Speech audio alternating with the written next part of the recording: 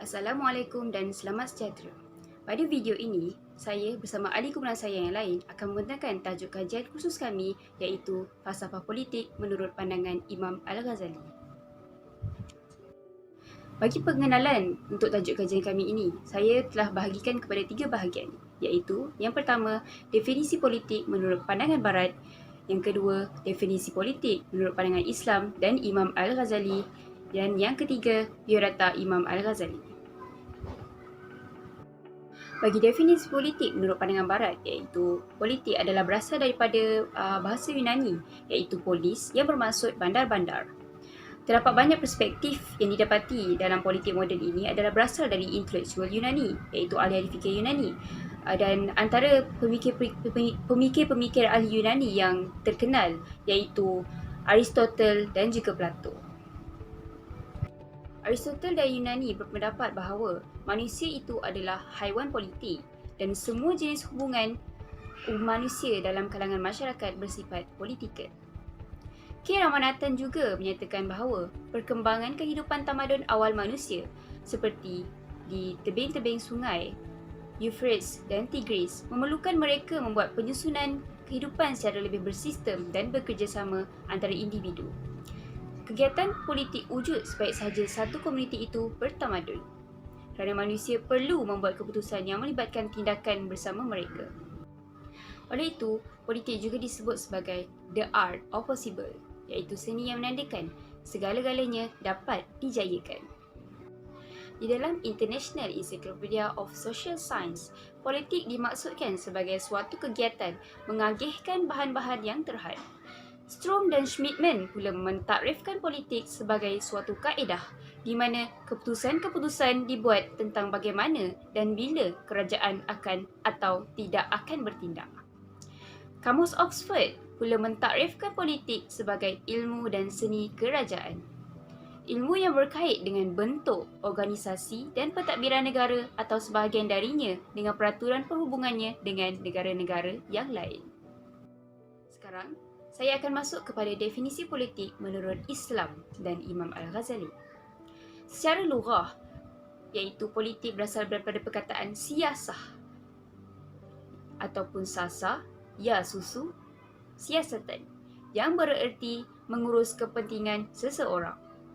Kamul Al-Mutis ada menyatakan, aku memimpin rakyat dengan bersungguh-sungguh atau aku memerintah dan melarangnya atau aku mengurusi urusan-urusan mereka dengan perintah-perintah dan larangan-larangan. Antara maksud daripada penggunaan perkataan siasah di dalam kamus tersebut. Dari segi istilah atau syarak yang bermaksud memelihara atau mengatur urusan umat sama ada dalam atau luar negeri.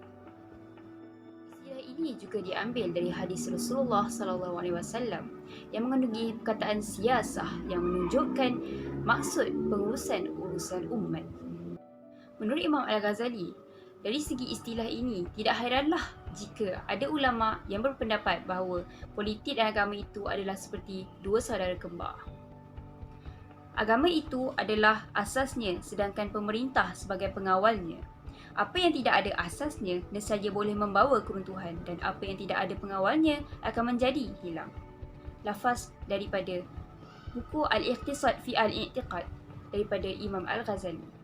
Sekarang, saya akan masuk kepada biodata Imam Al-Ghazali, orang penting yang kita akan bincangkan dalam kajian ini. Membuka kembali lembaran sejarah Islam, nama Imam Al-Ghazali memang tidak asing lagi. Tokoh yang masyhur dengan ketinggian ilmunya, namanya juga meniti di bibir ramai orang di seluruh dunia dengan panggilan Al-Ghazal oleh orang Barat. Pemilik nama sebenar Abu Hamid Muhammad Al-Ghazali itu lahir di bandar Tusi, Khurasan, Iran pada 450 Hijrah bersamaan 1058 Masihi.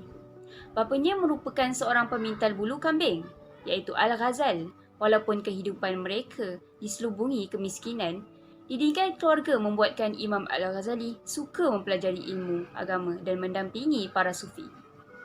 Arwah bapanya sempat menyerahkan sedikit wang saraan dan mewasiatkan urusan pembelajaran Al-Ghazali dan Ahmad kepada sahabatnya itu yang juga merupakan guru dan ahli tasawuf. Diriwayatkan Imam Al-Ghazali juga mengetahui pelbagai jenis mazhab dan pendapat masing-masing. Keintelektualnya juga boleh mengimbangi kepintaran guru-gurunya yang lain. Kurnia itu tidak disia-siakan beliau begitu sahaja kerana beliau telah mengarang beberapa jilid buku dan beberapa jenis bidang yang lain.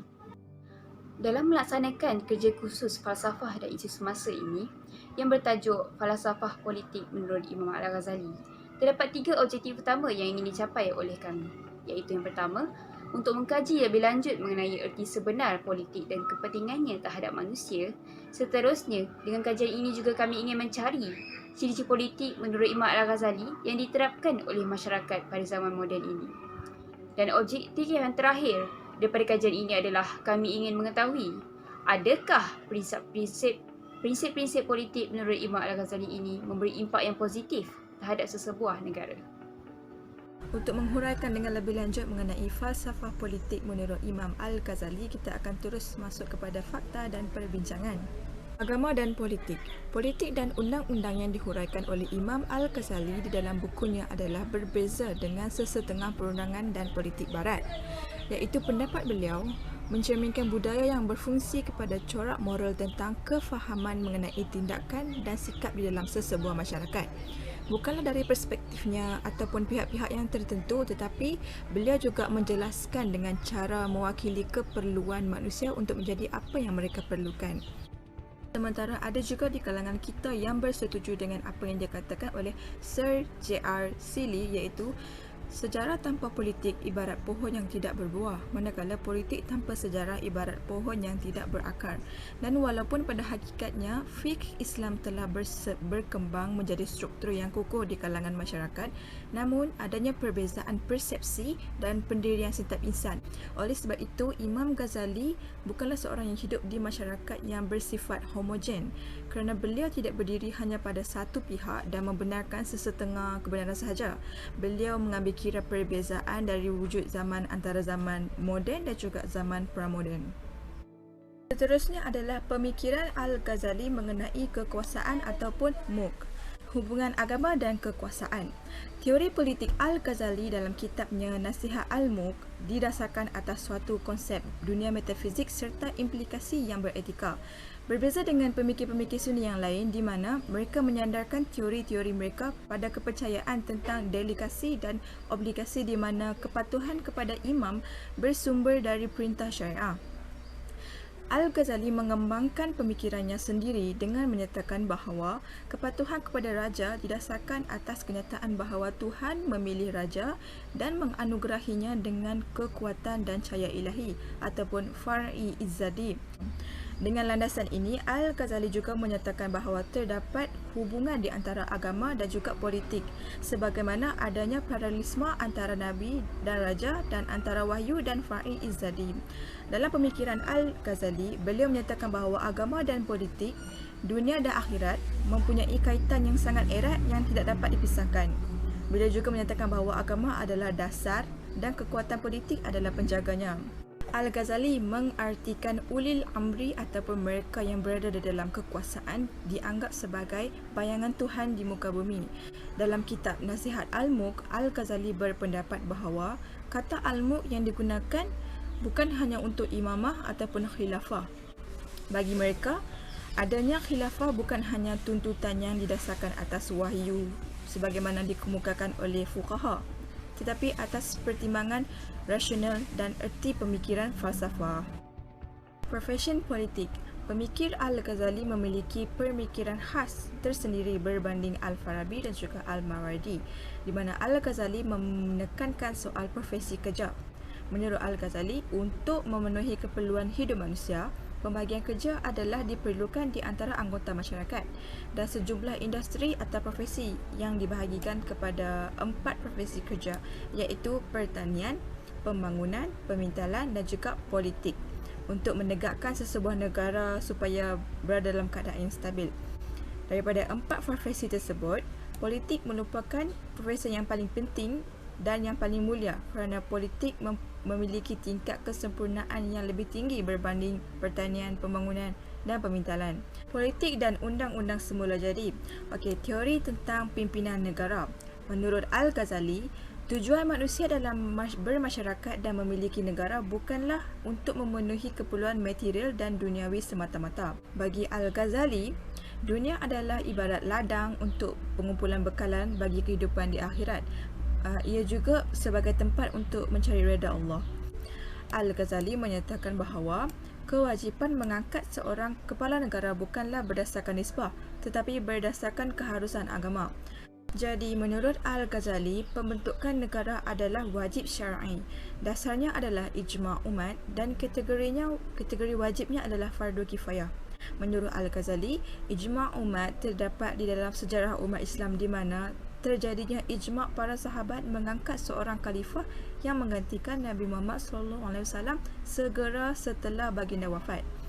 Jadi, konsep ijma' bagi Imam Al-Ghazali adalah kata sepakat kepada seluruh umat, kepada seluruh ulama dan masyarakat awam pada masa yang tidak terbatas. Al-Ghazali berpendapat bahawa terdapat 10 syarat yang harus dipenuhi untuk diangkat menjadi ketua negara, iaitu yang pertama, akhil baligh, merdeka, akal yang waras, lelaki, keturunan Quraisy, pendengaran dan penglihatan yang sihat, kekuasaan yang nyata, hidayah, berilmu pengetahuan dan juga warak, kehidupan yang bersih dengan kemampuan mengendalikan diri, tidak berbuat hal-hal yang terlarang dan tercela. Konsep kekuasaan dalam Islam menurut Imam Al-Ghazali. Al-Ghazali yang merupakan pemerintah yang menyedari bahawa banyak penyelewengan yang terjadi dalam pemerintahan.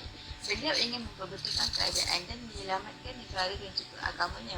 Beliau telah menghasilkan satu karya iaitu Ihya Ulumuddin yang khusus untuk menasihati pemimpin supaya menjalankan tanggungjawab dengan adil dan kembali ke jalan Islam.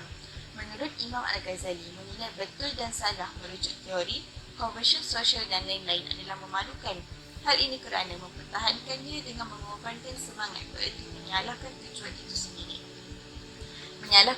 hukum itu sendiri. Dalam bidang etika pula, Imam Al-Ghazali ada menyebut, cinta dunia merupakan akar kepada setiap kejahatan kerana mencintai Tuhan merupakan kebaikan tertinggi. Al-Ghazali percaya menghidupkan disiplin Islam dan memperbarui masyarakat secara praktis. Beliau telah memberikan penilaian yang terang mengenai peranan setiap kumpulan masyarakat, terutamanya kepada para cendekiawan Muslim yang diyakini bertanggungjawab atas kemaslahatan sosial dan moral masyarakat. Dalam bidang politik, Al-Ghazali tidak memisahkan antara agama dan negara kerana pada pendapat beliau, ia merupakan kesatuan yang tidak boleh dibahagi dan dipisahkan. Kekuasaan yang dimiliki oleh penguasa adalah satu mandat yang harus dipikul dengan adil dan tidak membeza-bezakan antara satu sama lain. Hal ini kerana kesejahteraan dan kerosakan rakyat itu bergantung kepada politik pemerintah. Al-Ghazali juga berpendapat bahawa pemerintah merupakan bayangan Allah. Mereka harus menyempurnakan politik dan martabatnya kerana jika penguasa ini lemah atau tidak mempunyai politik dan kewibawaan, maka tidak ada keraguan bahawa ini adalah penyebab kepada kehancuran negara. Tan Sri alias Anwar Abdul juga ada mengupas pemikiran Al-Ghazali dan mengaitkannya dengan politik Malaysia menerusi bukunya iaitu Negara Maslahah dalam konteks Islam. Dalam Malaysia berdepan dengan kemulut politik, idea Al-Ghazali untuk menyelesaikannya adalah relevan untuk dijadikan sebagai panduan. Beliau juga berpendapat bahawa Malaysia merupakan negara yang aman dan idea Al-Ghazali ini mudah untuk dipraktikkan berbanding dengan negara Islam lain. Jika disebutkan tentang pemikiran politik, ini seringkali dikaitkan dengan seorang lagi ahli falsafah iaitu Niccolo Machiavelli yang digelar sebagai bapa politik. Hampir tiap-tiap pemimpin telah menelaah bukunya iaitu Sang Putera. Soalannya, adakah benar apa yang disampaikan oleh Machiavelli? Untuk mengetahui kebenaran buah fikiran Machiavelli, saya akan membandingkannya dengan pemikiran Al-Ghazali. Pemikiran Machiavelli lebih fokus ke arah sekularisme dan merumuskan buah fikiran real politik yang membuat etika Kristian. Machiavelli mencadangkan banyak tindakan yang tidak menggambarkan simpati diri yang baik. Baginya, pendekatan pragmatik kepada politik adalah lebih penting kepada cita-cita mendirikan negara utopia berdasarkan kerangka etika Kristian. Di dalam Sang Putera, Machiavelli mencadangkan seorang pemimpin itu sepatutnya cuba mengerah setiap keringat mereka untuk mencapai keagungan. Hal ini jauh berbeza dengan kefahaman cendekia sebelumnya yang menekankan keadilan dalam diri seorang pemimpin. akal fikiran ini membawa kepada implikasi kepada satu lagi pandangan politik, iaitu seorang ahli politik tidak perlu berlaku adil untuk mencapai keagungan, sebaliknya hanya perlu nampak baik dan praktikal. Machiavelli memberikan satu dimensi baru dalam politik barat, iaitu politik yang lebih realistik berbanding idealistik. Dunia amat berbeza dengan pendapat Al-Ghazali yang menekankan tanggungjawab dan adab seorang pemimpin kepada rakyat dan Tuhan. Dalam bab pertama penulisan Al-Ghazali, beliau ada menekankan bahawa betapa pentingnya untuk mempunyai akidah yang betul. Al-Ghazali menghubungkan keagamaan dengan merumuskan bahawa akidah Ahlussunnah akan menjamin kepada kesetiaan rakyat, manakala Machiavelli menghadkan tindakan pemimpin kepada sempadan akal pemimpin itu sendiri yang tidak diketahui umum. Al-Ghazali juga mencadangkan bahawa seorang pemimpin itu terikat dengan undang-undang iaitu Al-Quran dan Sunnah, manakala saripati falsafah Machiavelli tidak dapat menjamin kestabilan negara dan rakyat kerana sudah tentu ia akan cenderung kepada keramakan dan ketidakadilan. Al-Ghazali juga menentang konsep keistimewaan dalam Islam. Kefahaman ini membawa kepada satu lagi perbezaan ketara antara Machiavelli dan Al-Ghazali, kerana di dalam sang putera penulisan Machiavelli, dia merumuskan bahawa konsep keadilan itu adalah subjektif dan berubah-ubah. Walau bagaimanapun, di dalam bab kedua penulisan Al-Ghazali, ianya telah mempertontonkan persamaan yang cukup akrab antara kedua-dua ahli falsafah ini. Ianya mengisahkan bagaimana pemimpin patut menguruskan hal ehwal dalam sistem kepentingan. Kedua-duanya merangkai langkah yang pragmatik, iaitu mengkhususkan langkah yang perlu diambil dan yang perlu dielak. Mereka berdua mengecil tindakan perampunan kepada menteri yang tidak jujur, kerana sepatutnya menteri itulah yang memperbetulkan cacat celah kepimpinan sang penguasa. Sekian, terima kasih. Okey, peranan pemerintah menurut Imam Al-Ghazali. First, mengamalkan politik moral, iaitu menerapkan nilai-nilai murni. Benda ni dapat bantras rasuah, penyalahgunaan kuasa, pecah mana dan lain-lain. Dalam masa yang sama, bila kita amal benda ni, kita dapat menaikkan lagi nama politik kita, mengharumkan nama politik kita, lebih terkenal lah politik kita. Okey, next untuk peranan ulama dalam politik. Peranan ulama ni adalah memberi nasihat. Dia beri nasihat dekat raja, dekat pemerintah. Okey, sifat ulama ni dia mesti berilmu, berani, sebab dia yang akan tegur raja tu kalau macam ada salah ke, ada apa ke. Okey, raja, pemerintah atau raja pula, dia kena bijak pilih ulama. Sebab mungkin ada ulama yang ada niat tak baik, yang lebih pentingkan diri sendiri. Mungkin benda ni akan mengakibatkan sesuatu politik atau negara tu mengakibatkan menjadi masalah lah. Macam ulama ni dia penting diri, dia nakkan ganjaran, dia buat kerja tu dia tak ikhlas. Okey, next, ulama ni dia harus tekankan akidah dan adab. Akidah yang kita tahu mestilah ikut akidah agama Islam. Okey, lepas tu adab pula, ada petikan yang mengatakan orang yang beradab adalah orang yang bertanggungjawab terhadap Allah SWT. So ulama ni harus tekankan benda tu dalam setiap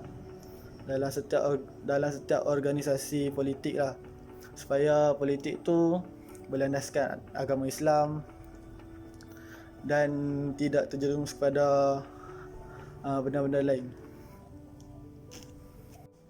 Okey, kesimpulan daripada tajuk falsafah Imam Al-Ghazali, falsafah politik Imam Al-Ghazali ni adalah kita dapat capai tiga objektif dia, iaitu dapat kenal arti politik, dapat tahu ciri-ciri politik Imam Al-Ghazali dan prinsip-prinsip Imam Al-Ghazali dalam menubuhkan sebuah politik.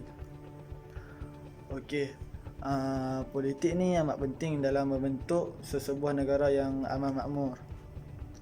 Okey konsep-konsep yang menurut Imam Al-Ghazali ni telah diamalkan di Malaysia dan kesannya adalah amat baik kerana kita dapat lihat politik Malaysia ni